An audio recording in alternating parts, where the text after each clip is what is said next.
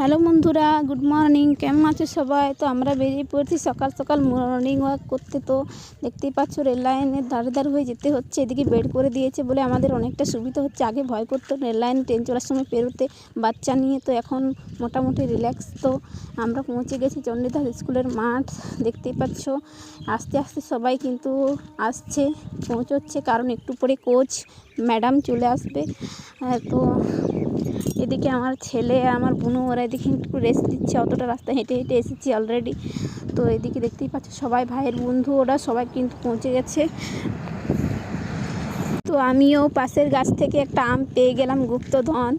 তো যাই হোক, এটা এখন আমি রাখি, পরে খাবো। এদিকে লাফ দড়ি নিয়ে এসেছিলাম।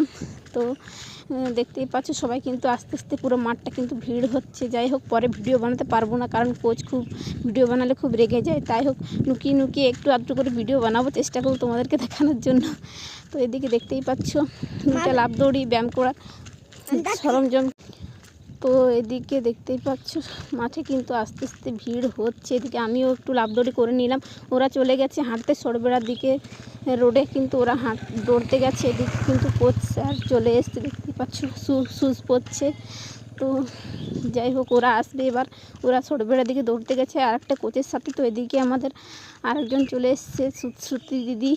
তো তো দেখতেই পাচ্ছ সবাই কিন্তু ব্যায়াম করা স্টার্ট করে দিয়েছে। আমি কিছুক্ষণ ব্যায়াম করে লুকিয়ে লুকিয়ে ভিডিওটা বানিয়ে পরে বসলাম। তো এদিকে আমাদের বাড়ি যাওয়ার টাইম হয়ে গেছে। তো good morning, tata, bye bye. তো আমাদের ব্যায়াম করা